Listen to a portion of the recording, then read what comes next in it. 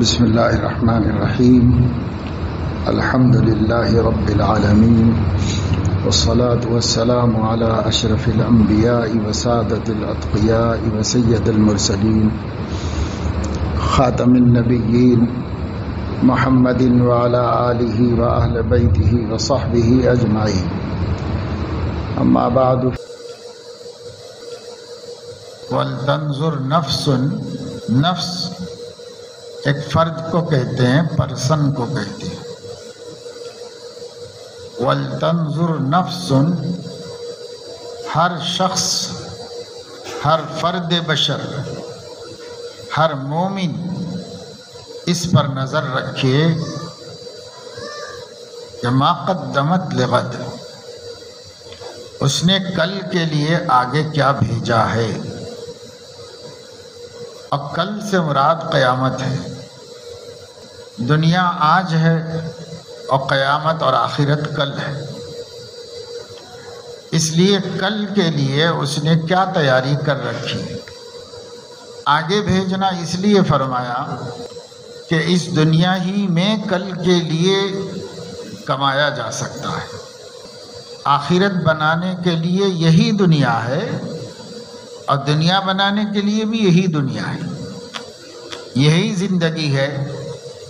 اس زندگی کو سہولت اور راحت سے گزارنے کے واسطے اس زندگی کو بنانے کا بھی اللہ نے حکم بھی دیا ہے، اجازت بھی دی، لیکن اصل مقصد تو یہ نہیں ہے۔ اصل مقصد یہ ہے کہ آخرت بنا لی جائے، اور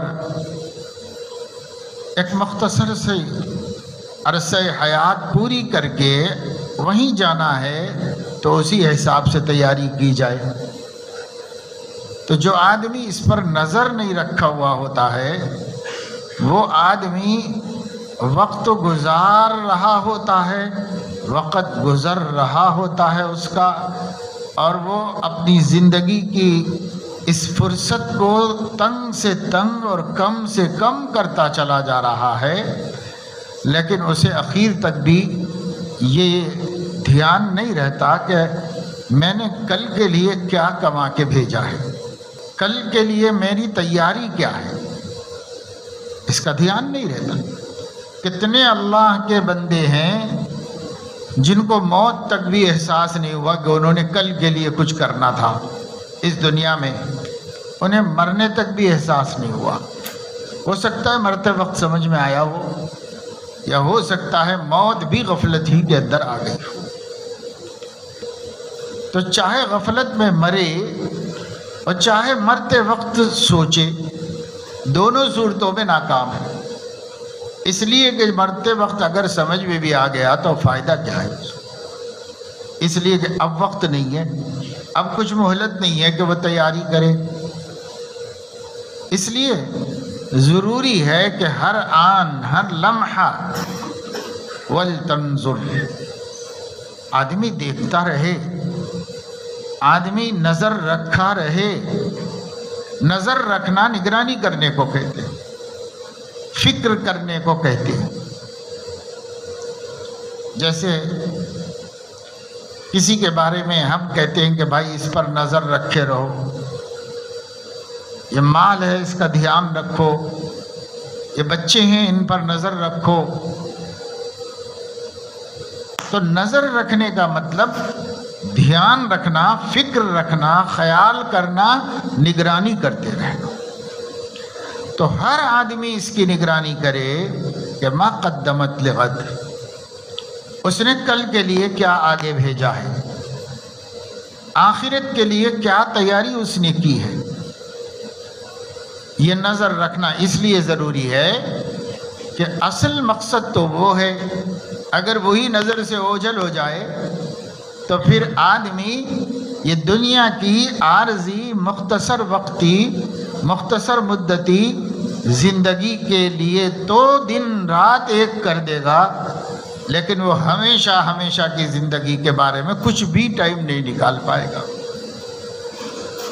آج مسلمانوں کی بڑی تعداد کو فرصت ہی نہیں ہے، ٹائم ہی نہیں ہے۔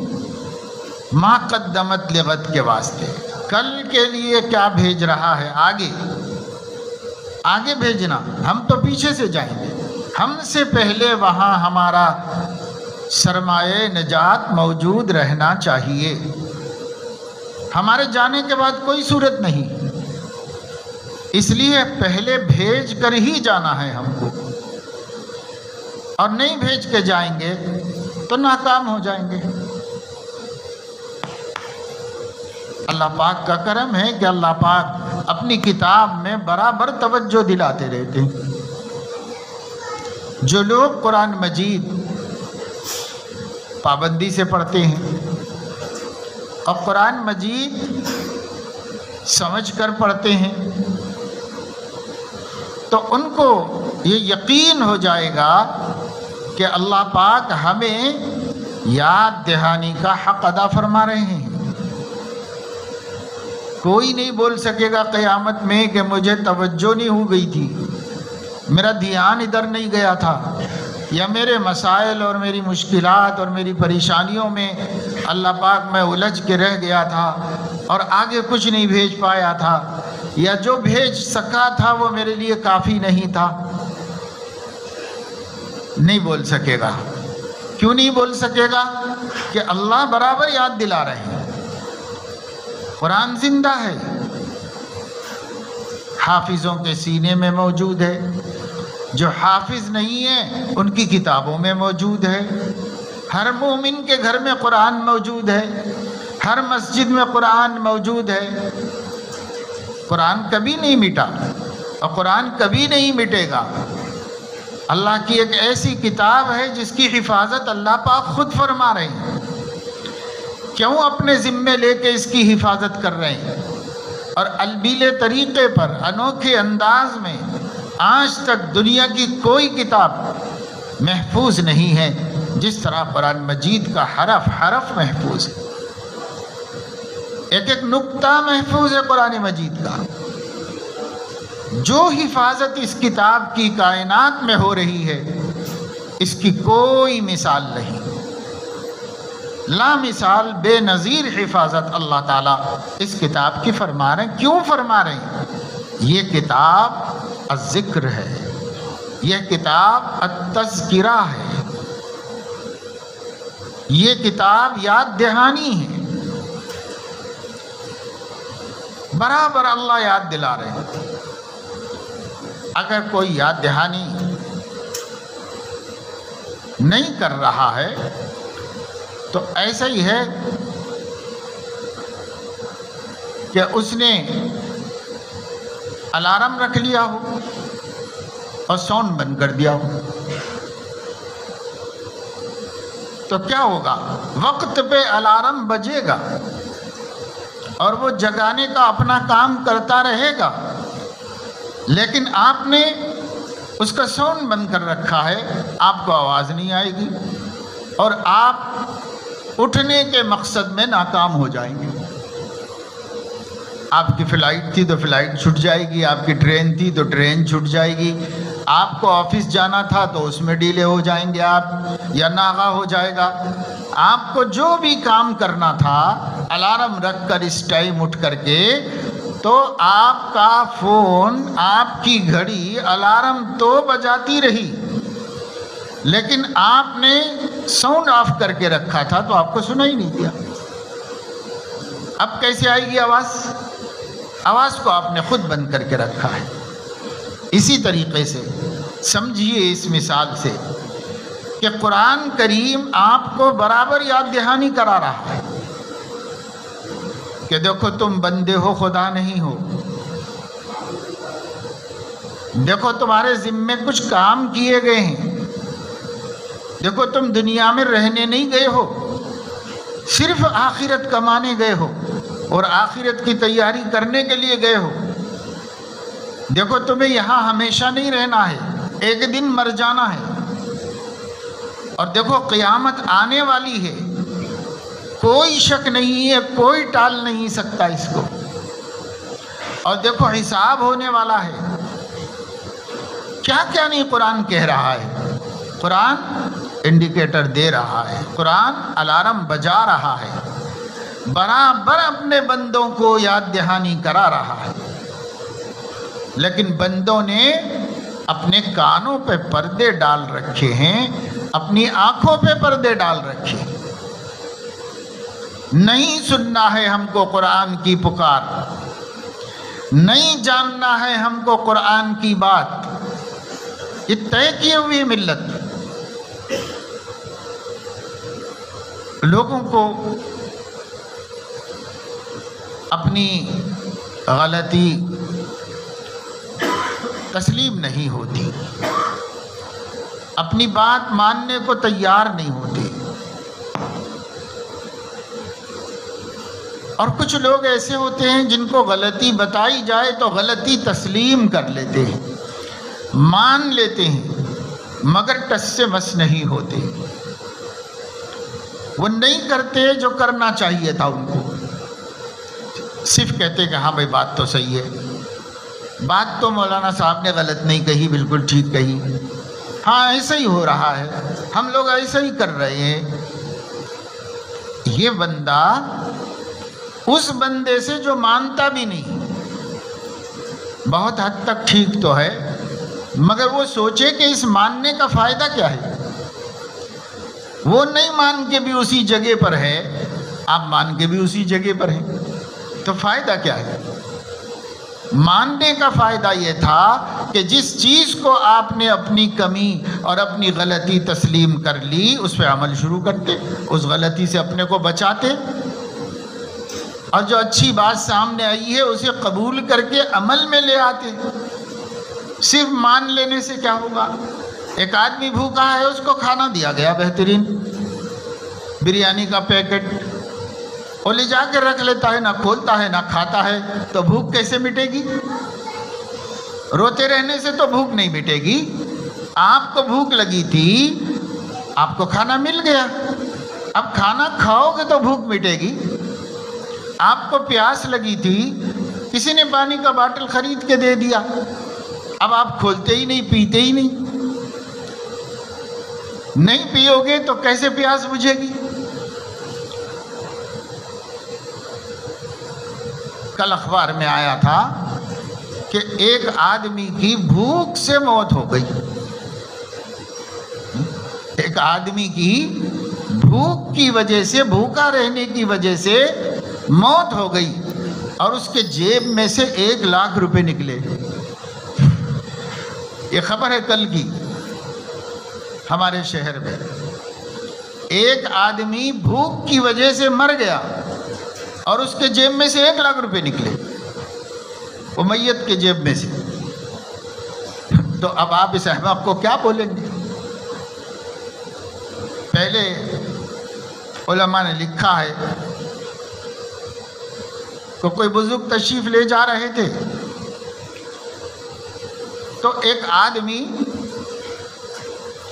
بیٹھا ہوا تھا، اس کے ساتھ ایک کتا بھی تھا اور ایک ٹوکرا رکھا ہوا تھا۔ اب بیٹھ کے رو رہا تھا، یہ آدمی رو رہا تھا، تو اس سے کسی نے پوچھا کہ بھئی کائے کے لیے رو رہے ہو، کیا مصیبت آ گئی ہے تم کو؟ تو اس نے بتایا کہ ہمارا کتا بھوک سے رو رہا ہے، مر رہا ہے، مرنے کے قریب ہو گیا ہے، اب نہیں چل پا رہا میرے ساتھ، بھوک سے مر رہا ہے میرا کتا، اور وفادار کتا ہے، اس لیے مجھے رونا آ رہا ہے۔ تو پوچھا گیا کہ ٹوکرے میں کیا رکھا ہوا ہے؟ تو کہا اس میں روٹیاں رکھی ہوئی، تو روٹی اس کو کھلاتا کیوں نہیں؟ تو کہنے لگا روٹی تو پیسے سے آئی ہے، آنسو مفت کے ہیں وہ بہا رہا ہوں، بس روٹی پہ پیسہ لگا ہے وہ نہیں دوں گا بھائی، آنسو میں کچھ نہیں لگتا ہے تو آنسو بہا لیتا ہوں اس کے مرنے پہ۔ تو یہ حالت ہماری سب کی ہو گئی کہ بس افسوس کرنے کے حد تک ہماری زندگی ہے، بس ختم، کرنا کچھ بھی نہیں ہے۔ کیوں؟ ایک انسان اپنے کو بدل کیوں نہیں سکتا؟ ایک انسان اپنے آپ کو مسلمان ہونے کے باوجود قرآن سے قریب کیوں نہیں کر سکتا؟ اللہ کی کتاب سے اپنے کو مانوس کیوں نہیں کر سکتا؟ کون روک رہا ہے؟ کون منع کر رہا ہے؟ آج جو لوگ ہم پر حکمرانی کر رہے ہیں وہ چاہ رہے ہیں کہ ہم اپنے دین سے ہٹ کر بھی کچھ پڑھیں، ہم غلط عقیدے بھی جانیں، ہم شرک سے بھی قریب ہو جائیں۔ وہ یہ سب کچھ کہہ رہے ہیں، کوشش کر رہے ہیں، فکریں کر رہے ہیں۔ جب ان سے پوچھا جاتا ہے کہ بھائی ملک میں تو ہر شہری کو اپنے مذہب پر چلنے کا حق حاصل ہے، اپنے مذہب کی تعلیم حاصل کرنے کا حق حاصل ہے، اپنے مذہب کی تبلیغ کرنے کا حق حاصل ہے، سب حقوق حاصل ہیں اس کو دستور کی روشنی میں۔ تو موجودہ حکمران اس کا بہت سیدھا سادہ سمپل جواب دیتے ہیں۔ وہ کہتے ہیں کہ ہم کب منع کر رہے ہیں؟ ہم منع کر رہے ہیں آپ کو؟ ہم نہیں منع کر رہے ہیں، ہم کہہ رہے ہیں یہ بھی پڑھو، بس ہم اتنا ہی کہہ رہے ہیں۔ ہم نہیں کہہ رہے کہ تمہارا دین مت پڑھو، ہم نہیں کہہ رہے کہ تمہاری کتاب پہ مت چلو، ہم نہیں کہہ رہے کہ تمہارے خدا کا کہنا مت مانو، ہم تو نہیں کہہ رہے۔ اگر ہم نے کہیں منع کیا ہے، ایسا کوئی بل لایا ہے ہم نے، تو بتاؤ۔ ہم نے تو ایسا کچھ بھی قانون نہیں بنایا، جو ہے قانون ہے۔ یہاں تک تو وہ جواب دے رہے ہیں۔ اگر اس کے آگے وہ جواب دیں کہ آپ ہی اپنا دین نہیں چاہتے تو ہم کیا کریں؟ آپ خود اپنے اسلام پہ نہیں چلنا چاہتے تو ہمارا کیا قصور ہے بھائی؟ ہم آپ کو مشرک بنانا چاہتے ہیں، آپ کے بچوں کو شرک کے سے قریب کرنا چاہتے ہیں، آپ کے بچوں کا ذہن ہم بدلنا چاہتے ہیں، تو وہ تو ہم چاہ رہے ہیں نا، ہم چاہ رہے ہیں، ہم کوشش کر لے رہے ہیں۔ آپ کب چاہ رہے ہو کہ آپ کے بچے مسلمان رہیں؟ آپ کب چاہ رہے ہو کہ آپ کی نسلوں کے عقیدے خراب نہ ہوں؟ اگر آپ چاہ رہے ہیں تو آپ کی کوشش آپ کر لو، ہماری کوشش ہم کر رہے ہیں۔ تو وہ اپنی کوشش برابر کرتے جا رہے ہیں۔ مسلمان اپنی کوشش کچھ بھی نہیں کر پائے۔ مسلمان کو مذہب سے دلچسپی ہی نہیں رہ گئی۔ کس طبقے کو مذہب سے دلچسپی ہے؟ آپ مسلم بزرگوں کو دیکھ لو، بوڑھے حضرات، مرد ہوں کہ عورتیں، کیا ان کو دین سے دلچسپی ہے؟ قرآن پڑھنے سے، قرآن سمجھنے سے، قرآن پر عمل کرنے سے۔ اب اس بیکار کی زندگی ہی میں صحیح کچھ دین سیکھ لینے سے، احکام سیکھ لینے سے، تلاوت کر لینے سے، اللہ کا ذکر کر لینے سے، کیا گھر میں بیکار پڑے ہوئے ضعیفوں کو بھی کوئی دلچسپی ہے؟ اب دیکھ لیجئے، اللہ ماشاءاللہ، سینکڑوں ہزاروں میں کسی گھر میں کوئی بڑے بزرگ ایسے ملیں گے جو بھائی اب اللہ نے فرصت دے دی ہے، اب ہمارے پاس کوئی ذمہ داریاں نہیں ہیں، قرآن پڑھیں، تلاوت کریں، قرآن کا ترجمہ پڑھیں، اللہ کا پیغام سمجھیں، ہم کچھ نبی کی تعلیمات کا مطالعہ کریں، ہم کچھ اپنی زندگی جو بھی بچی کھچی ہے کوشش کر لیں کہ ذرا اچھی سی گزر جائے کہ اللہ خوش ہو جائے، اللہ راضی ہو جائے۔ آپ سروے کرو نا، اپنے خاندان میں کر لو۔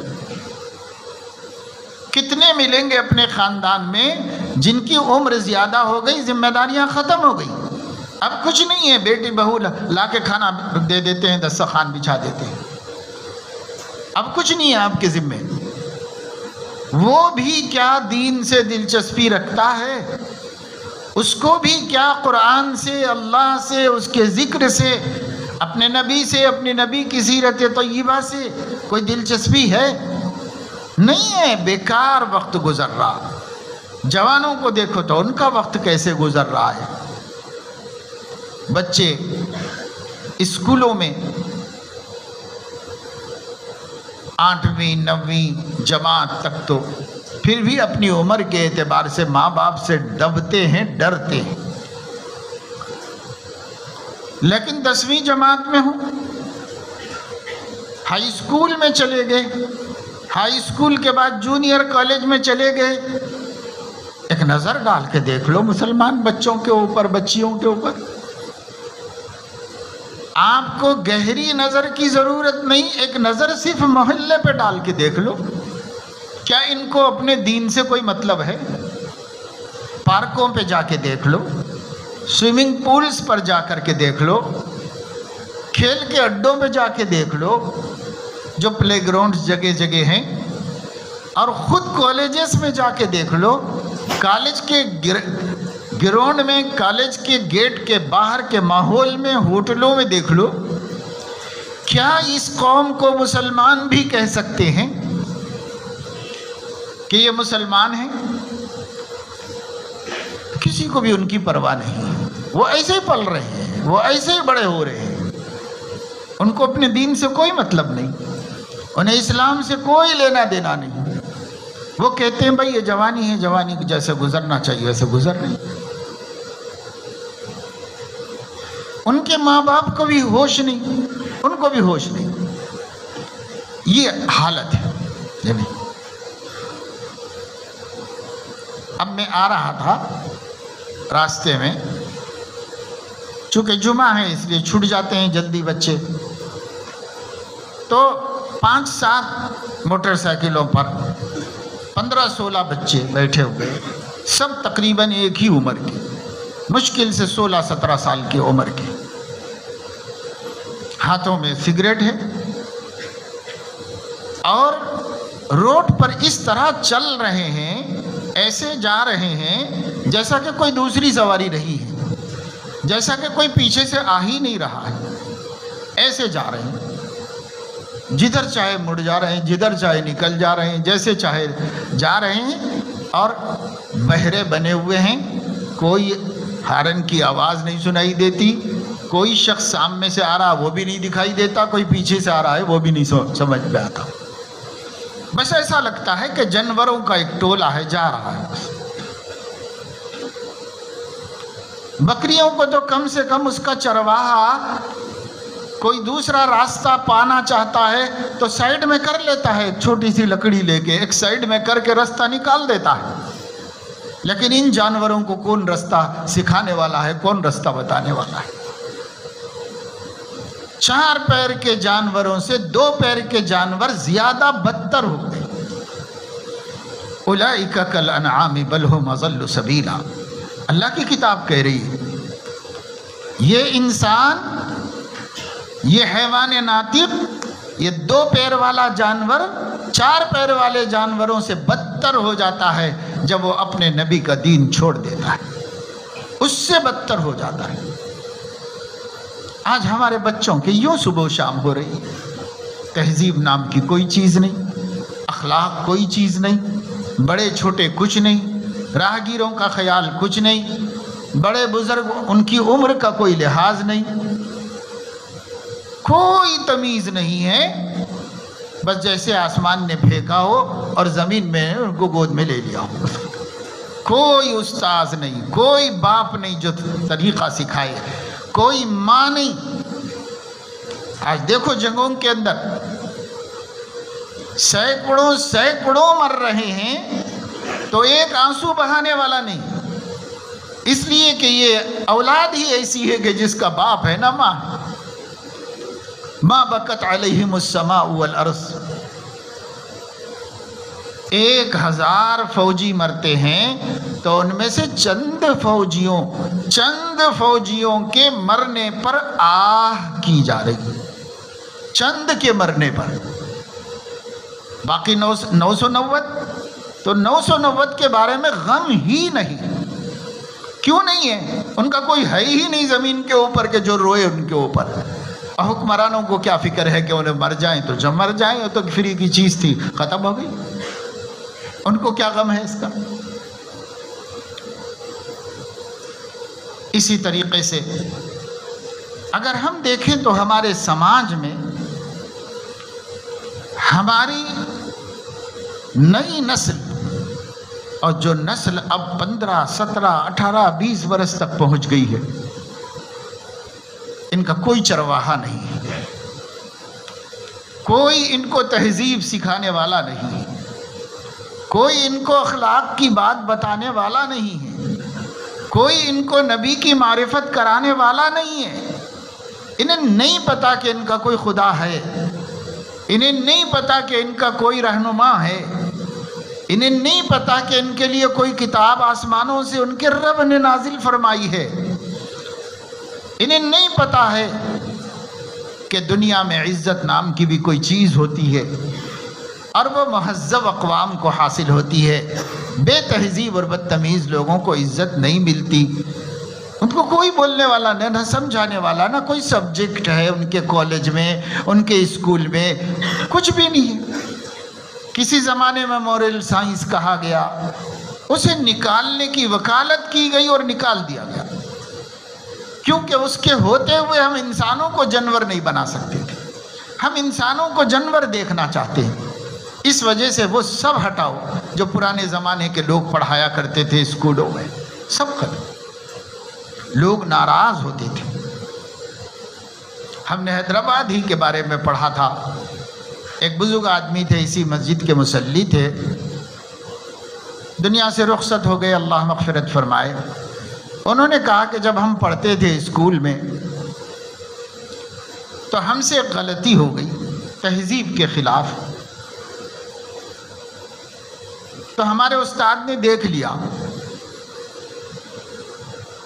اور استاد غیر مسلم تھے، کچھ نہیں کہا۔ جب ہم اگلے دن آئے اسکول میں اور ان کا گھنٹہ ہوا اور وہ پڑھانے کے لیے کلاس میں آئے، تو وہ کلاس میں داخل ہوتے ہی بورڈ کی طرف رخ کر لیا، اب پورا گھنٹہ ادھر ہی منہ کر کے پڑھاتے رہے، اس طرف دیکھا ہی نہیں انہوں نے، ادھر ہی منہ کر کے پڑھاتے رہے۔ حالانکہ ایسا طریقہ نہیں تھا، بورڈ پہ لکھ دیتے تھے، پھر بچوں کو دیکھ کے پڑھاتے تھے۔ اس دن وہ پورا ادھر سے ہی پڑھاتے رہے، ادھر دیکھا ہی نہیں پلٹ کے۔ تو طلبہ نے سمجھا کہ کیا بات ہے، آج ایسا کیوں کیا استاد نے۔ جب وہ جانے لگے تو کسی نے آگے بڑھ کے کہا کہ استاد آج آپ کیا ہم سے ناراض ہیں؟ آپ نے ادھر دیکھا ہی نہیں ہم لوگوں کی طرف۔ تو کہنے لگے ہاں میں ناراض ہوں، کل تم لوگوں نے ایسی غلطی کی جو تہذیب کے خلاف ہے، جو اسکول کلچر کے خلاف ہے، جو ایک سمجھدار اور سنجیدہ پڑھے لکھے بچے کے اخلاق کے خلاف ہے۔ میرا دل بہت دکھ گیا، میں تم لوگوں کو تو نہیں سمجھا سکا، لیکن میں یہ طے کر لیا کہ بھائی میں دوسری طرف دیکھ کے پڑھاؤں گا، تم لوگوں کو دیکھوں گا ہی نہیں۔ تو اتنے شرمندہ ہوئے طلبہ، سب نے مل کر ان سے معافی مانگی، سب نے کہا ایسی غلطی کبھی ہم آگے نہیں کریں گے۔ استاد آپ ہم سے ناراض مت ہو جائیے، آپ ہماری طرف دیکھا کیجئے، ہم آپ کی ناراضگی نہیں برداشت کر سکتے۔ تو معاف کر دیا اور ایسا دماغ میں بٹھا دیا، وہ صاحب بڑھاپے میں سنا رہے تھے کہ آج تک کبھی ہم اس قسم کی کوئی غلطی اخلاقی نہیں کرتے، اس واسطے کہ استاد یاد آ جاتے ہیں کہ وہ ہم کو سکھا گئے۔ استاد مسلم بھی نہیں ہے لیکن مہذب تو ہے، ہر ٹیچر مہذب ہوتا ہے، پڑھا لکھا آدمی ہے۔ جب اس کو تہذیب ہے تو اپنے بچوں کو غیر مہذب کیسے برداشت کر سکتا ہے؟ لیکن یہ کون سے اسکول ہیں جس میں ہمارے بچے پڑھتے ہیں؟ یہ کون سے ہائی اسکول ہیں جس میں ان کو پڑھایا جا رہا ہے؟ یہ کون سے جونیئر کالج اور سینئر کالج ہیں جہاں ان کو لیکچررز تعلیم دے رہے ہیں؟ وہ کون ہیں؟ یہ کون ہیں؟ اور کیا اس میں کبھی کوئی تہذیب کی بات بھی کہی جا سکتی ہے؟ کیا کبھی کوئی انسانیت کی تعلیم بھی دی جا سکتی ہے؟ ایسا ماحول ہو گیا ہے۔ اور ٹھیک ہے بھائی، سرکاری اسکول چلانے والے یا پرائیویٹ اسکول چلانے والے سب کمرشل ہیں، ان کو فیس چاہیے، اس سے بڑھ کے کچھ بھی نہیں چاہیے۔ بچے اچھے بنتے ہیں تو بننے دو، خراب ہوتے ہیں تو ہونے دو، ہمیں کیا لینا دینا ہے ان سے؟ ہماری فیس وصول ہو جائے، ہمارا بزنس چل جائے، بس اس سے آگے کا ارادہ ہی نہیں کیا انہوں نے۔ اس کا نتیجہ یہ ہے کہ وہاں تو کوئی سکھانے والا نہیں، اور چلو بد نصیبی سے اب اسکول کچھ بھی نہیں سکھاتا، صرف سبجیکٹ پڑھاتا ہے۔ تو گھر میں ماں باپ تو تھے، یتیم یسیر بچے تو نہیں ہیں، بے ماں باپ کے سہارے کے بڑے تو نہیں ہو گئے، جوانی تک یہ اکیلے ہی نہیں پہنچ گئے، ان کا کوئی بھی نہیں تھا، ایسے تھے، ماں باپ تو تھے، ماں باپ کیسے نہیں قابو پا سکے، ماں باپ کیسے نہیں کنٹرول کر سکے اپنے بچوں کو؟ اس لیے نہیں کر سکے کہ بچپن سے ہی نہیں سکھایا۔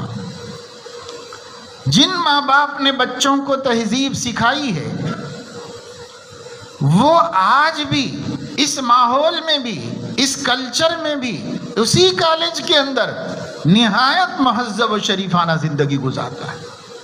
وہ بھی ایک نوجوان ہے، اس کی بھی وہی عمر ہے، لیکن وہ ہر گندگی سے ہٹا ہوا، ہر برائی کی جگہ سے دور، اپنے کام میں لگا ہوا، اپنی ضرورت سے آیا، اپنی ضرورت سے چلا گیا، کسی سے کوئی چھیڑ چھاڑ نہیں، کسی سے کوئی لین دین نہیں۔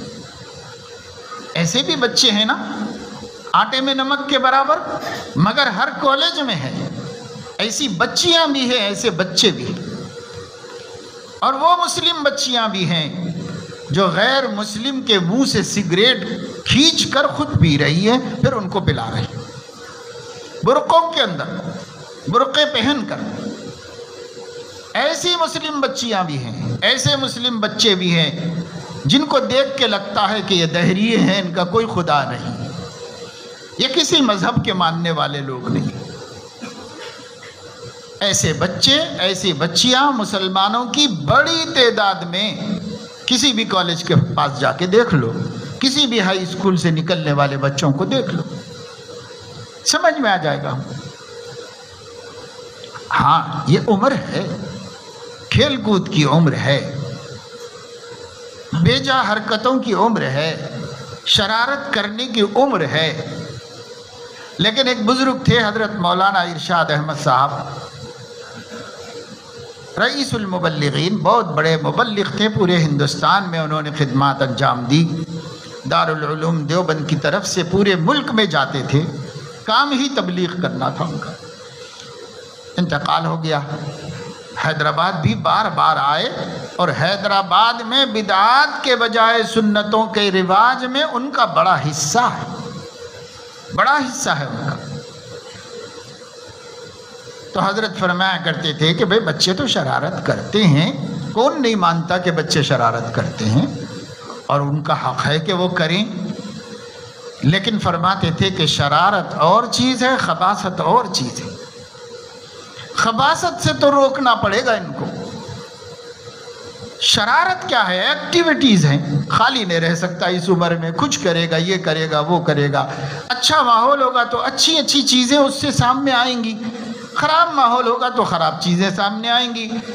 ہم نہیں کہہ رہے ہیں کہ اس عمر کے اندر ان کی اپنی ایک جو اندرونی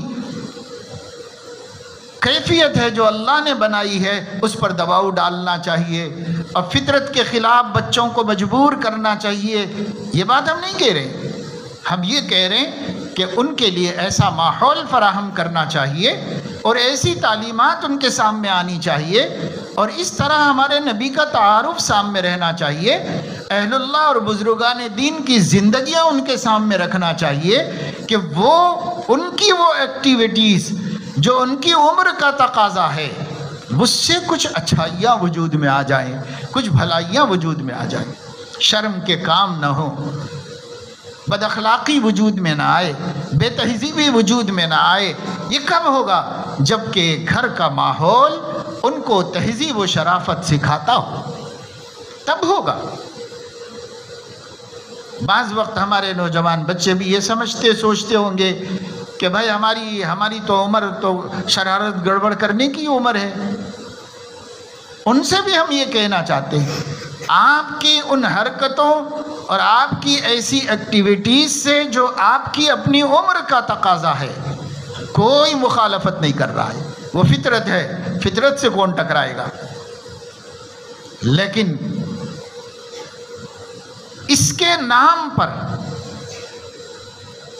ہم شرارت کے بجائے خباثت کرنے لگے، بد اخلاقی پر آ جائیں، بے تہذیبی اور بدتمیزی کی زندگی گزاریں، بڑوں کو بڑے نہ سمجھیں، ساتھیوں کے ساتھ ساتھیوں جیسا سلوک نہ کریں، چھوٹوں پر شفقت و رحمت نہ کریں، سماج کے لوگوں کے حقوق نہ ادا کریں، دوسروں کی عزت، دوسروں کی راحت کا کھلواڑ کریں، اپنے نبی کی ناموس اور ان کی عزت کو داغدار کریں، یہ کیسے جائز ہو سکتا ہے ایک زندہ قوم کے واسطے؟ آپ زندہ قوم ہیں، قومیں مر گئی ہیں، ان کا کوئی رونا نہیں ہے، ان پہ جتنا مرثیہ کیا جائے، ماتم کیا جائے کم ہے۔ آپ زندہ قوم ہیں، آپ کو قیامت تک کے لیے زندہ رکھا گیا ہے، آپ کے حبیب کی دعوت زندہ ہے، آپ کے نبی کی پکار زندہ ہے، قرآن کی آواز زندہ ہے، آپ زندہ قوم ہیں۔ آپ کے لیے کیسے درست ہو سکتا ہے کہ آپ تہذیب سے ہٹ کے زندگی گزاریں؟ ایک بہترین اسوہ ہے، ایک خوبصورت نمونہ ہے آپ کے سامنے، مگر کیا کریں؟ بچوں کی کوئی شکایت نہیں، جن بڑوں نے ان بچوں کو پالا ہے انہی کی شکایت ہے۔ ان بڑوں نے کیوں نہیں سکھایا خدا کی معرفت، نبی کی محبت، قرآن کی عظمت؟ یہ تین صفتیں ہیں، اگر آپ اپنے بچوں میں پیدا کرنے میں ناکام ہیں تو آپ اپنی اولاد کی پرورش میں ناکام ہیں۔ اولاد اللہ نہ دیتا تو بہتر تھا،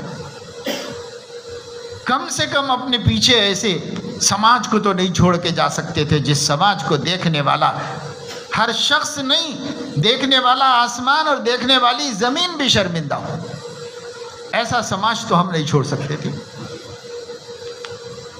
یہ ہے ماں باپ کا قصور،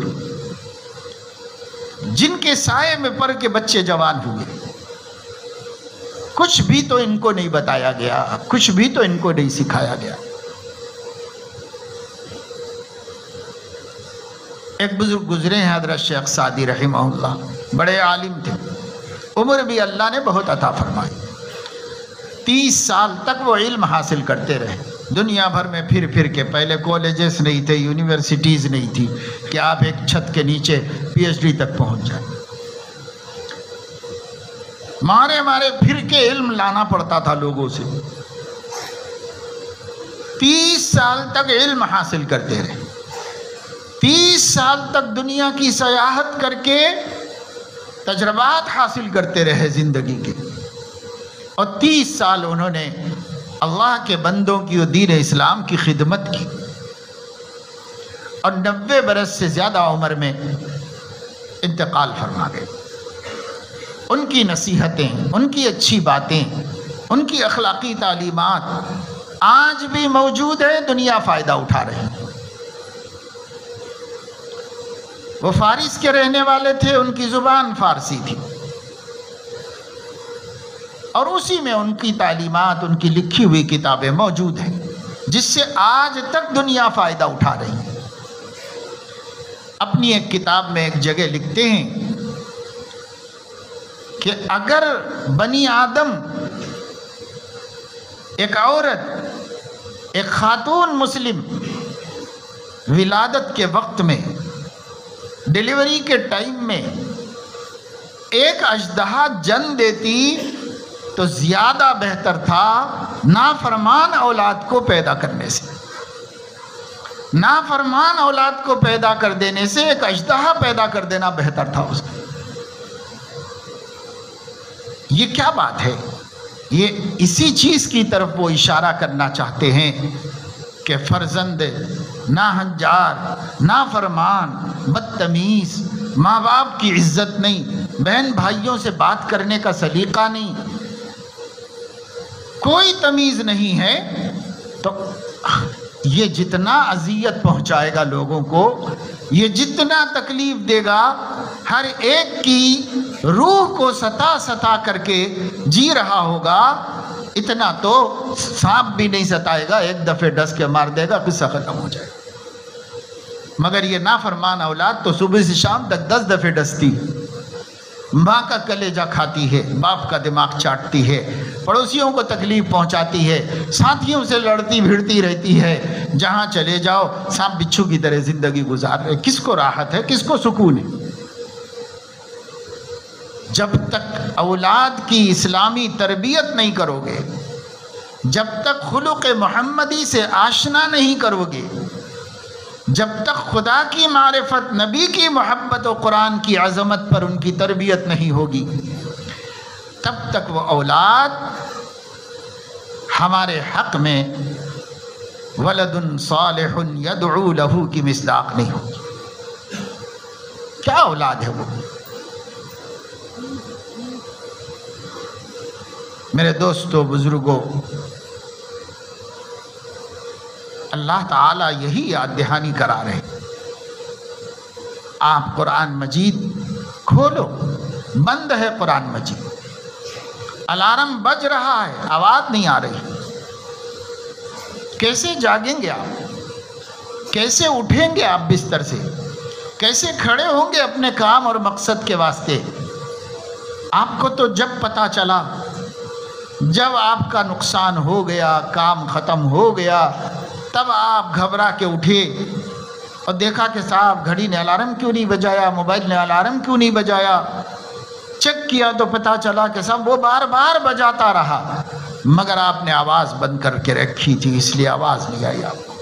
وہ تو اپنا کام کرتا رہا، اس نے اپنے کام میں کوئی وعدہ خلافی نہیں کی۔ اسی طرح جو شخص غفلت میں مرے گا، وہ اپنے انجام کو دیکھے گا تو اسے پتہ چلے گا، اور فرشتے اس کو پتہ چلوائیں گے اور بتلائیں گے کہ بھائی الارم تو بجتا رہا، آپ ہی نہیں سنتے تھے، آپ بہرے تھے، آپ کو سنا ہی نہیں دیتا تھا، آپ نے اپنے کانوں کو بند کر لیا تھا، آپ نہیں سنتے تھے، آپ اپنا الارم ہی بند کر چکے تھے۔ قرآن لپیٹ کے رکھ دیا گیا، قرآن خوبصورت ڈبوں میں بند کر دیا گیا، جیسے کرسچنز اپنے مردوں کو بند کر دیتے ہیں، ایسے ہی قرآن مجید بند کر دیا گیا۔ ایک خوبصورت ڈبہ چار مینار سے خریدے، خوبصورت قرآن مجید خریدے، اس کے اندر رکھے، اسے بند کر دیا، بیٹی کو جہیز میں دے دیا، وہ لے جا کے اپنے گھر میں رکھ لی اور رکھی رہی۔ کبھی کبھی نظر پڑی تو سوچا ہوگا کہ اس میں قرآن ہے، اور اگر بعض لوگ تو الماری کے اندر رکھ دیتے ہیں یا اوپر رکھ دیتے ہیں، نظر بھی نہیں آتا قرآن، سب نظر آ رہا ہے، ڈرامے نظر آ رہے ہیں، فلمیں نظر آ رہی ہیں، اچھے نظر آ رہے ہیں، برے نظر آ رہے ہیں، سب نظر آ رہا ہے، نہیں دکھائی دیتا تو قرآن نہیں دکھائی دیتا ہے۔ تو کیسے ہم بدلیں گے؟ کیسے ہمارے اندر تبدیلیاں آئیں گی؟ اس قرآن کو کھولنے کی ضرورت ہے، یہ بند ہے قرآن، اس کو کھولو، الارم سنائی دے گا۔ ایک ایک آیت سے اللہ تعالیٰ آخرت کی تیاری کی دعوت دے رہے ہیں۔ اللہ توجہ دلا رہے ہیں، میرے بندے تو یہاں رہنے کے لیے نہیں گیا ہے، میرے بندے تجھے تھوڑے ہی دن رہنا ہے، تجھے مرنا ہے ایک دن، اب مر کے فنا نہیں ہونا ہے، میرے پاس آنا ہے، اب میں تیرا حساب کروں گا، اب میں ترازو کھڑی کروں گا، اب میں عدل کی کرسی پہ بیٹھوں گا، اور میں ایک ایک بندے کا حساب لوں گا، ایک ایک نعمت کے بارے میں پوچھوں گا۔ یہ سب ہونے والا ہے، بھول مت جا، بھول مت جا، اپنے عقیدے کو زندہ رکھ کے زندگی گزار۔ عقیدے کو فراموش کر کے جینے والا مرنے کے بعد پچھتائے گا، اور پچھتانے کا کوئی فائدہ بھی نہیں ہوگا۔ اس لیے قرآن پڑھو۔ اللہ تعالیٰ فرماتے ہیں کذالک نصرف الآیات لقوم یذکرون، ہم نے قرآن میں جو باتیں بندوں کو بتانے کی تھی، جو عقیدہ اور جو حکم دینے کا تھا، اسے ہم نے پھیر پھیر کر مختلف طریقوں سے بیان کیا ہے۔ ایسا نہیں کہ ایک طریقے سے بیان کیا ہے، نصرف الآیات، مثالیں بدل بدل کے مختلف طریقوں سے آفاق و انفس میں سمجھا کر کے اللہ تعالیٰ کہہ رہے ہیں کہ میں تو مختلف طریقوں سے سمجھایا ہوں۔ ایک مثال نہیں، کبھی مکھی کی مثال دی، کبھی مچھر کی مثال دی، کبھی اللہ تبارک و تعالی شانہ نے ستاروں کی مثال دی، کبھی آسمان کی مثال دی، کبھی زمین کی مثال دی، کبھی پہاڑوں کی مثال دی، کبھی کھیتی باڑی کی مثال دی، کبھی پھل فروٹ کی مثال دی. کتنی مثالیں ہیں. نصرف الآیات، بدل بدل کے پھیلا پھیلا کے ایسا سمجھ میں آ جائے، ایسا سمجھ میں آ جائے، ایسا سمجھ میں آ جائے. کوئی بھی پڑھانے والا اتنا حلیم نہیں ہوگا جتنا اللہ تعالی ہے کہ اس نے سمجھانے کی ہر شکل قرآن میں اتار دی. ایسا نہ سمجھ میں آئے تو ایسا آ جائے، ایسا نہیں تو ایسا آ جائے، ایسا نہیں تو ایسا آ جائے. اور پھر اشارے کنائے نے بھی نہیں کہا کذالک نفصل الآیات لقوم یعقلون. سمجھ رکھنے والوں کے لیے تفصیل سے ہر بات میں نے بتا دی، تفصیل سے بتا دی. کتنے واقعات ہیں اللہ تعالیٰ نے پوری تفصیل کے ساتھ بتا دی قرآن کے اندر. لیکن بندے کو تفصیل سے بھی نہیں سمجھ میں آیا، بندے کو تصریف سے بھی نہیں سمجھ میں آیا. سمجھ میں کیوں نہیں آتا؟ سمجھنا ہی نہیں چاہا بندے نے. سمجھنا چاہے تو کافر بھی سمجھ جائے گا، سمجھنا چاہے تو مشرک بھی سمجھ جائے گا، اور نہ سمجھنا چاہے تو مومن بھی نہیں سمجھے گا کہ قرآن میں کیا ہے. قرآن میں ہمیں کیا پتا ہے کہ قرآن میں کیا ہے؟ کیا نہیں اللہ نے بیان کیا ہے، مگر ہمیں پتہ ہی نہیں ہے کہ قرآن میں کیا ہے. اکثریت تو قرآن پڑھنا تک نہیں جانتی، اور جو پڑھنا جانتے ہیں وہ پڑھتے نہیں ہیں، جو پڑھتے ہیں وہ سمجھتے نہیں ہیں، جو سمجھتے ہیں ان کو عمل کرنا نہیں ہے، صرف لوگوں پہ دھاک بٹھانا ہے. بس عمل کرنا خود کو نہیں ہے کہ خود عمل کر لیں قرآن پہ، خود قرآن پہ ہم چل پڑیں، ان کو عمل کرنا نہیں ہے. یہ صورتحال ہے ہمارے. تو بھائی اللہ تعالی ہمیں یاد دلا رہے ہیں وَلْتَنْظُرْ نَفْسٌ مَّا قَدَّمَتْ لِغَدٍ. ہر بندہ، ہر مومن جس نے کلمہ پڑھا ہے، ہر ٹائم، صبح میں، دوپہر میں، شام میں، 8 پہر، یہ یاد رکھے کہ میں کل کے لیے کیا تیاری کر رہا ہوں، میں کل کے لیے آگے کیا ذخیرہ بھیج رہا ہوں. نمازوں کا، روزے کا، خیرات کا، تلاوت کا، ذکر اللہ کا، بیماروں کی عیادت کرنے کا، مصاب اور پریشان حال لوگوں کی پریشانی میں مدد کرنے کا، بھٹکے ہوئوں کو راستہ دکھانے کا، نیکی کی تبلیغ اور دعوت اور برائی سے روکنا، اور حقوق و فرائض کو ادا کرنا. یہ سب آخرت کی کمائی ہے جو ہم آگے بھیجتے ہیں. جو بھی اچھا کام کرتے ہیں یہ آخرت کی کمائی ہے جو آگے بھیج رہے ہیں، اور جو ہم برا کام کرتے ہیں وہ بھی آگے بھیج رہے ہیں. لیکن ہمارا اچھا آگے بھیجا ہوا ہماری آخرت کو اچھا بنا رہا ہے، اور ہماری برائیاں جو ہم نے آگے بھیجی ہیں وہ ہماری آخرت کو بری اور خراب اور نکمی بنا رہی ہیں. نظر رکھو، وَلْتَنْظُرْ وَلْتَنْظُرْ. قرآن کہتا ہے، 1 جگہ نہیں، 2 جگہ نہیں، 10 جگہ نہیں، 20 مقامات پر اللہ یاد دلاتا ہے کہ بھائی تم یہاں جینے کے لیے نہیں آئے ہو، مرنے کے لیے آئے ہو. مرنے کی تیاری کرو، مرنے کی تیاری کرو. یاد دلاتا ہے، لیکن مسلمان یاد کرنا ہی نہیں چاہ رہے. اس لیے میرے دوستو، عزیزو، بزرگو، سب لوگ کسی بھی طبقے سے ہم تعلق رکھتے ہوں، یعنی بڑی عمر کے ہوں کہ اب موت سر پر ہی کھڑی ہوئی ہے، کسی وقت بھی آ سکتی ہے، یا درمیانی عمر کے ہیں جس میں ابھی اور ٹرسٹ ہے، اعتماد ہے اپنی حیات پہ، یا وہ جوان جن کو بہت بھروسہ ہے کہ میں تو مرنے والا ہی نہیں ہوں، میں کیوں مروں گا بھائی، میں تو جوان ہوں.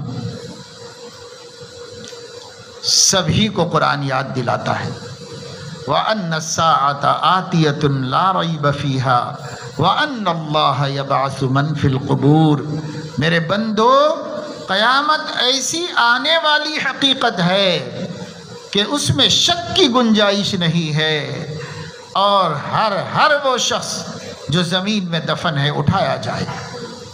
ان اللہ یبعث من فی القبور، اللہ تعالیٰ قبروں میں سے ہر ایک کو اٹھا کے کھڑا کرے گا، ہر ایک کو اٹھا کے کھڑا کرے گا۔ یہ عقیدے بچپن سے سمجھائے جاتے تو ہمارے عقیدے بن جاتے، لیکن یہ عقیدے بچپن سے ہمیں نہیں سمجھائے گئے، ہمارے دلوں میں نہیں بٹھائے گئے۔ جوان ہونے کے بعد ان کے کان میں پڑتی ہے بات، کوئی کہتا ہے تو ڈاؤٹ فل ہوتی، ایسا کیسا مرنے کے بعد اٹھے گے؟ مرنے کے بعد کون اٹھائے گا؟ اٹھائے گا کیسے؟ اللہ اٹھائے گا، اللہ کہاں ہے؟ اور جب آدمی مر جاتا ہے تو بھائی ہم کو تو کچھ بھی نہیں دکھتا، گھر پہ رکھو تو سڑ جائے گا، زمین میں دفن کرو تو مٹی بن جائے گا، تو کون اٹھائے گا؟ اور اٹھا کر کیسے سامنے کھڑا کرے گا؟ اور حساب کیسے لے گا؟ اور اتنے سارے لوگوں کا کیسے حساب ہو سکے گا؟ کیا ہوگا؟ جتنے ڈاؤٹ پیدا ہو رہے ہیں وہ بچپن میں سیکھنے سے نہیں ہو سکتے تھے۔ بچپن کے عقیدے کو کوئی متاثر نہیں کر سکتا، اس لیے صحابہ کرام اپنے بچوں کو بچپن ہی میں عقائد سکھا دیتے تھے۔ حضرت علیہ السلام عبداللہ ابن عباس رضی اللہ عنہما کو نصیحت کر رہے ہیں اور فرما رہے ہیں کہ بیٹا اذا سألت فاسأل اللہ، کچھ مانگنا ہو تو اللہ سے مانگا کرو، وَإِذَا اسْتَعَنْتَ فَاسْتَعِنْ بِاللَّهِ، اور اگر مدد کی ضرورت ہو تو اللہ سے مدد لیا کرو۔ کس کو؟ چھوٹے بچے کو نبی سکھا رہے ہیں۔ یا عمریں گزر گئیں، اللہ سے مانگنا آیا نا، اللہ سے مدد کی امید پیدا ہوئی۔ سب مخلوق پر بھروسہ ہے، سب مخلوق ہی دماغ میں آتے ہیں، مخلوق ہی ذہن میں آتے ہیں، اللہ نہیں آتا۔ سچ فرمایا تھا حضرت سیدنا شیخ عبد القادر جیلانی رحمہ اللہ نے کہ ان سے پوچھا گیا کہ توحید کیا ہے، تو انہوں نے فرمایا جو سب سے آخر میں کرتے ہو وہ سب سے پہلے کرو۔ تو سمجھ میں نہیں آیا سائل کو، فرمایا کوئی مصیبت آتی ہے تو پہلے یہ تدبیر، یہ تدبیر، یہ تدبیر، یہ تدبیر، چاروں طرف سے نامراد ہو گئے، مایوس ہو گئے، تو آخری مرحلے میں ارے بھائی اللہ سے دعا کرو، اللہ سے بولو، اللہ کے سامنے گڑ گڑاؤ، اللہ سے مانگو۔ وہ جو اخیر میں کرتے ہو نا وہ سب سے پہلے کرو، اس کے بعد تدبیروں میں جاؤ۔ لیکن یاد ہی نہیں آتا ہم کو، اگر کام نکل گئے مخلوق سے، مخلوق ہی ہماری حاجت روا ہو گئی، اللہ یاد نہیں آئے۔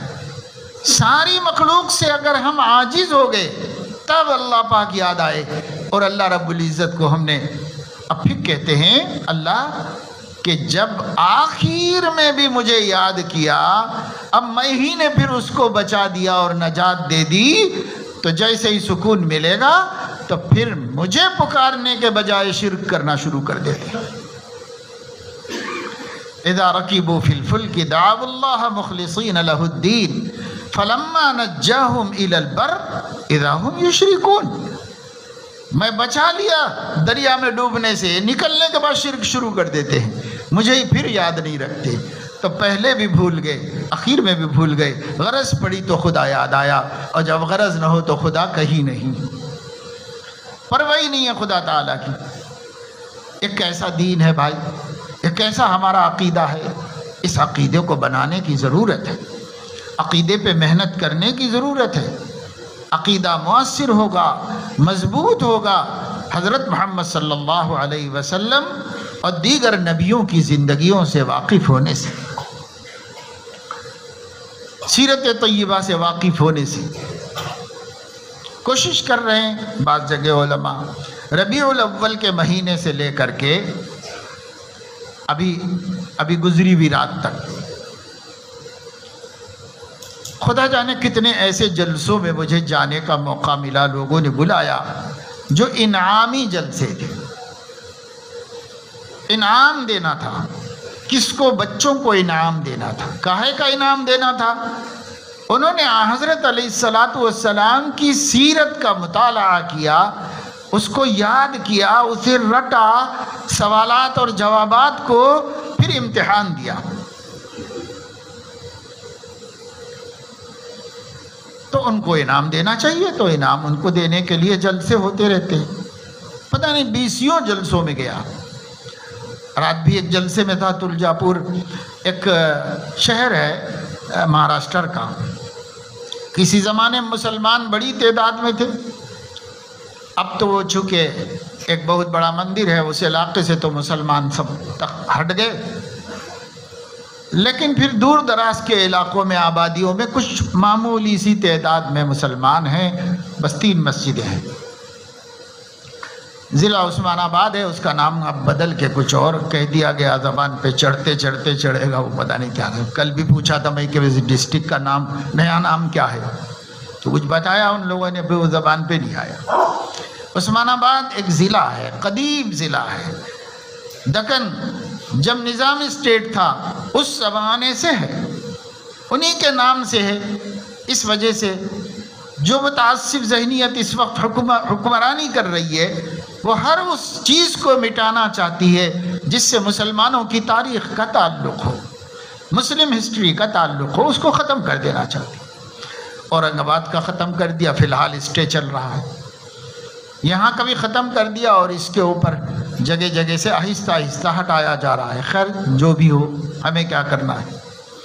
ہم یہ کہہ رہے ہیں کہ ایک ضلع، وہاں مفتی صاحب نے بتایا کہ ہم نے اپنے ضلع کے اسکولوں میں پڑھنے والے بچوں کو دعوت دی تھی، 4000 بچوں نے اللہ کے نبی کی سیرت کے 600 سوال یاد کیے، 600 سوال اور ان کے جواب یاد کیے، 4000 بچوں نے۔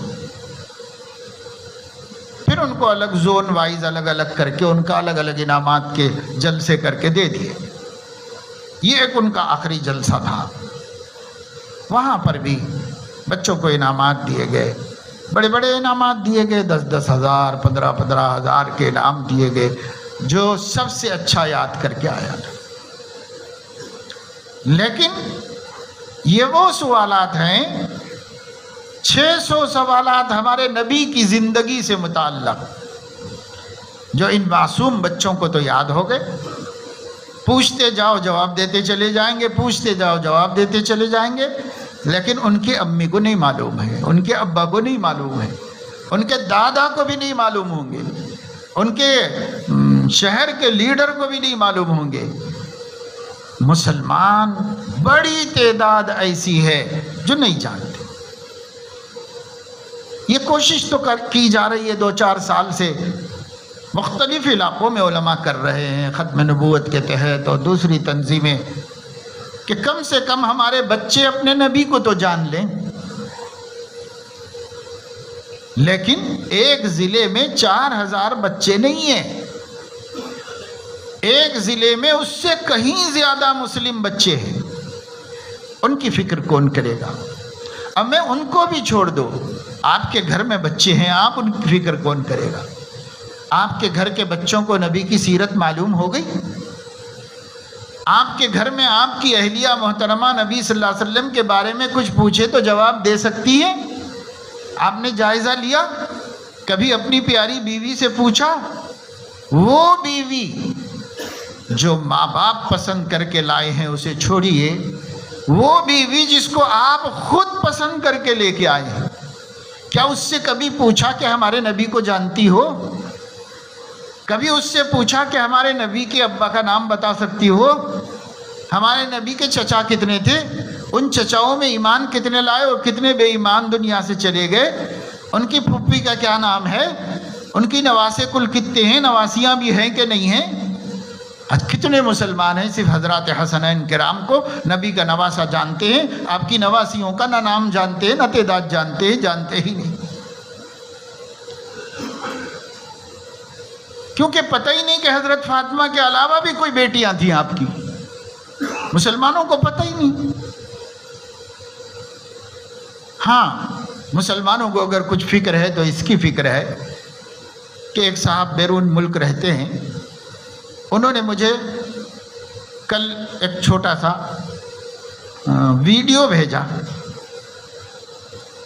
جس میں کوئی آدمی پتہ نہیں کون ہے کیا ہے، وہ مائک لے کے پھر رہا ہے اور اولڈ سٹی کے اندر ایک ایک آدمی کے پاس جا کے پوچھ رہا ہے کہ MLA کا فل فارم کیا ہے، تو کوئی بھی نہیں بتا رہا ہے۔ اس سے پوچھ رہا، اس سے پوچھ رہا، اس سے پوچھ رہا، کوئی نہیں بتا رہا ہے۔ پان کے ڈبے پہ جا کے پوچھا، ہوٹل کے کاؤنٹر پہ جا کے پوچھا، اور کچھ اور کام کرنے والا، یہ کام کرنے والا، وہ کام کرنے والا، ہنستے بولتے سب سے سوال کر رہا ہے، ایک ہی سوال، یہ MLA کا فل فارم کیا ہے؟ نہیں معلوم، اس کو بھی نہیں معلوم، اس کو بھی نہیں معلوم، کسی کو نہیں معلوم۔ اس کی ایک ویڈیو بنایا، اب بنا کے اس کے اوپر تبصرہ کیا کہ جس قوم کو MLA کا فل فارم بھی نہیں معلوم ہے، وہ قوم کیسے ترقی کرے گی؟ تو ہم نے کہا کہ سبحان اللہ، وہ تو ٹھیک ہے بھائی، وہ رونا اپنی جگہ پہ، کہ جس قوم کو اپنے نبی کے خاندان کے افراد بھی نہیں معلوم ہے، وہ کیسے ترقی کرے گی؟ اس کا فکر کس کو ہے؟ اس کا فکر کسی کو بھی نہیں ہے۔ ایک کو فکر ہوا MLA کا فل فارم پوچھنے میں، کتنے لوگوں کو معلوم ہے، سروے کرنے گیا تھا، اس کے بجائے یہی کرنے چلا جاتا کہ اپنے نبی کا نام سب کو سکھا کے آ جاتا، تو ایمان بڑھتا، اپنا بھی بڑھتا، سامنے والے کا بھی بڑھتا۔ لیکن بس یہی ہے مسلمانوں کی سوچ، اس سے آگے نہیں بڑھ سکے مسلمان، اس سے آگے مسلمانوں کی کوئی سوچ ہے ہی نہیں۔ میرے دوستو، ستاروں کے آگے جہاں اور بھی ہیں، ابھی ہم تو اپنے نبی تک نہیں پہنچ سکے، اپنے خدا تک نہیں پہنچ سکے، ابھی ہم اپنے قرآن تک نہیں پہنچ سکے، باقی چیزیں تو بعد کی چیزیں ہیں، چھوڑیے آپ۔ یہ وہ قوم ہے جس کو اللہ کے بارے میں نہیں معلوم، نبی کے بارے میں نہیں معلوم، قرآن کے بارے میں نہیں معلوم، اور یہی تین چیزوں کے بارے میں سب سے زیادہ معلوم رہنا چاہیے تھا۔ اسی سے یہ امت جڑی ہوئی ہے، اسی سے یہ امت زندہ ہے۔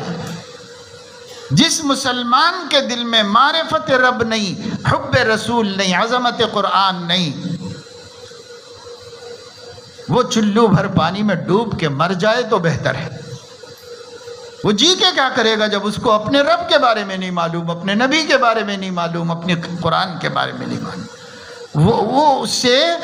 وہ کہیں کھپ کے مر جائے تو بہتر ہے، اس کے وجود سے زمین پاک ہو جائے تو بہتر ہے۔ کیا فائدہ ہے اس مومن کہنے کے باوجود اپنے رب کو نہیں جانتے، مومن کہنے کے باوجود اپنے نبی کو نہیں جانتے؟ کیا فائدہ ہے اس زندگی سے؟ اس لیے بھائی اس کی طرف توجہ دیجیے، گھروں میں محنت کیجیے، خود سیکھیے علماء سے، پھر جا کے گھروں میں سکھائیے، بچوں کو بتائیے، اپنے بچوں کی تربیت کیجیے۔ جو بچے معصوم ہیں ان کی ایمانی تربیت کیجیے، اسلامی تربیت کیجیے، ان کی جسمانی تربیت بھی کرنا ہے، تعلیمی تربیت بھی کرنا ہے، وہ بھی کریے، لیکن ایمانی تربیت سب سے پہلے کرنا ہے۔ ان کی ایمانی تربیت کیجیے، اخلاقی تربیت کیجیے، انہیں تہذیب سکھائیے، انہیں اچھی باتوں سے آشنا کیجیے، اور ان کی زبان درست کیجیے، ان کے آپس کے تعلقات میں تہذیب پیدا کرنے کی کوشش کیجیے، اور اپنے بچے اور جو بڑے ہوتے جا رہے ہیں اس کے لیے کوشش کیجیے۔ آپ اسکول چلاتے ہوں تو آپ اپنے اسکول میں اس کا بندوبست کیجیے کہ ہم پڑھائی کے ساتھ ساتھ اخلاقیات بھی سکھائیں، ہم پڑھائی کے ساتھ ساتھ اپنے حبیب کی محبت بھی سکھائیں۔ اس کا کوئی اہتمام کیجئے، اس کے لیے کوشش کریں گے تو انشاءاللہ کامیابی ضرور ملے گی۔ جس دور سے ہم گزر رہے ہیں میرے دوستوں اور میرے عزیز نوجوانوں، اس دور میں ہمیں حب رسول کی بہت ضرورت ہے، ہمیں معرفت رب کی بہت ضرورت ہے۔ یہ طاقتیں ہیں، یہ پاور ہے، اگر یہ نہیں رہے گا تو ہم حالات کا مقابلہ نہیں کر سکیں گے، اس لیے اس کی طرف توجہ دینے کی ضرورت ہے۔ اللہ پاک اپنے کرم سے ہمیں توفیق عمل نصیب فرمائے، آمین۔ وآخر دعوانا الحمدللہ۔